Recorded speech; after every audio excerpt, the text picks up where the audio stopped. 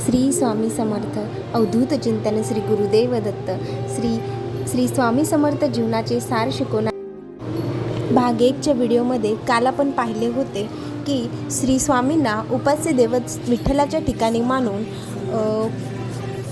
तो भजनी बुवा अत्यंत मनोरमपणे भजन करत होता.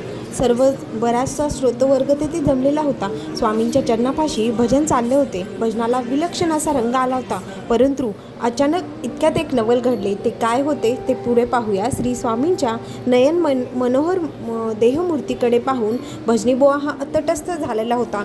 खरं तर तो विठ्ठल भक्त होता. बुवा ब्राह्मण हा विठ्ठल भक्त असूनही स्वामींच्या श्री स्वामींना उपास्य दैवत विठ्ठलाच्या ठिकाणी मानून तो भजन करू लागला. तो तिथे त्या ठिकाणी बराच असा श्रोतवर्ग देखील जमला होता. भजनाची रंगत रंगली होती. स्वामींच्या चरणापाशी भजन चालले होते. भजनाला विलक्षण असा रंग चढला होता. स्वामींच्या नयन मनोहर अशा देहमूर्तीकडे पाहून हा भजनी बुवा एकदम तटस्थ उभा झाला.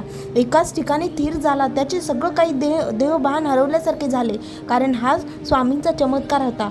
कारण स्वामींनी तो विठ्ठल भक्त असल्यामुळे विठ्ठलाच्या नयनरूपी अशा रूपामध्ये स्वामींनी त्याला दर्शन दिले होते. प्रत्यक्षात त्यानं भजन करता करता तुम्ही स्तब्ध का झालात असे आजूबाजूचे जमलेली मंडळी भजनी बुवा ब्राह्मणाला विचारत होते. तुम्ही एकाएकी तटस्थ शांत का झालात? पण त्यांना काही ते देहभान हरवले होते. त्यांना सद्गती होऊन आल्यानंतर ते म्हणाले, तुम्हाला काय सांगू, मी स्वामी महाराज कुणी सामान्य नाही आहेत. हे स्वामी महाराज सामान्य नाही आहेत. त्यांच्या रूपाने मला साक्षात दत्त उतरलेला आणि साक्षात श्री विठ्ठल रूपी श्री विठ्ठलाचे दर्शन झाले. मी भजन करण्यात इतका तल्लीन झालो होतो की माझ्या सद्गुरूपाशी देखील लक्ष गेले नाही. त्यांनी मला साक्षात पांडुरंगाचे दर्शन घडवले. कमरेला पितांबर, हातात सावळे मनोहर रूप, मस्तकावर किरीट, कानात विराजमान कुंडळ, गळ्यात वैजंती माळ आणि तुळशीहार. विठ्ठलाची मनोहर मूर्ती पाहून माझे भान हरपले. असा अनुभव मी आजवर कधी अनुभवला नाही. जणू मी पुण्याईच केली होती आणि गुरुकृपेमुळे मला हे दर्शनाचे भाग्य लागले. मी पंढरपूरची वारी चुकवून स्वामींच्या पाशी भजन करत होतो आणि स्वामींनी साक्षात मला विठ्ठल रूपामध्ये दर्शन दिले होते. स्वामी स्वतः विठ्ठलरूपी, समस्त जगही विठ्ठलाचे रूप, जळी स्थळी काष्टी पाषाणी सर्वत्र विठ्ठलाचे रूप आणि मी देखील विठ्ठलच झालो. भजनी बुवाला ही अवस्था प्राप्त झाली होती. यातून जीवनाचे सार असे घेण्यासारखे आहे की सद्गुरू आपल्या भक्ताला त्याच्या इच्छेनुसार फळ देऊन त्याची मनोकामना पूर्ण करतात. जसे की या ब्राह्मणाला भजनातून तल्लीन विठ्ठलाचे दर्शन देऊन तो विठ्ठल भक्त आहे हे जाणून स्वामींनी त्याला त्याचे इच्छित असे दर्शन दिलेले आहे. त्याला वारीला जायचे होते आणि म्हणून स्वामींनी त्याला साक्षात पांडुरंग रूपात दर्शन दिलेलं आहे. या जीवनामध्ये प्रत्येकजण आपापला वेगवेगळ्या भक्तिमार्गाने चालत असतो. भक्तीतील भाव महत्त्वाचा ठेवून शेवटी परमेश्वर हा चराचरात आणि एकरूपीच आहे. त्याचे अवतार वेगवेगळे आहेत.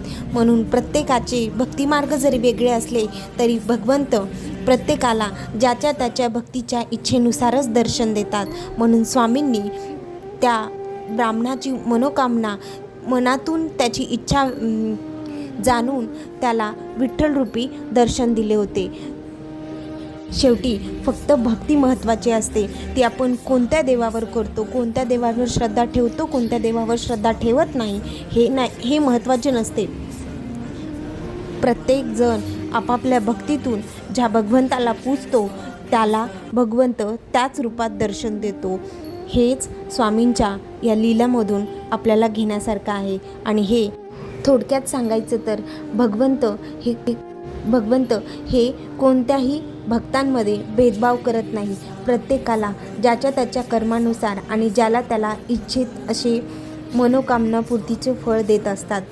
आपण मनुष्यरूपी असूनसुद्धा आपण प्रत्येकजण आपापल्या देवावर, आपापल्या भगवंतावर भेदभाव करायला लागतो की आमचा हा देव आहे, आमचा हा देव आहे, आम्ही या देवाची भक्ती करतो, आम्ही या देवाची भक्ती करतो. शेवटी स्वामींचं हे ब्रीदवाक्यच आहे. स्वामी म्हणतातच की आम्ही स्वामी भक्त आहोत असे मिरवण्यापेक्षा स्वामी सेवा करा आणि स्वामींचे सेवेकरी व्हा. म्हणजे सेवेरूपी प्रत्येकजण आपापल्या अनुरूप भगवंताला पूजित राहा. श्री स्वामी समर्थ.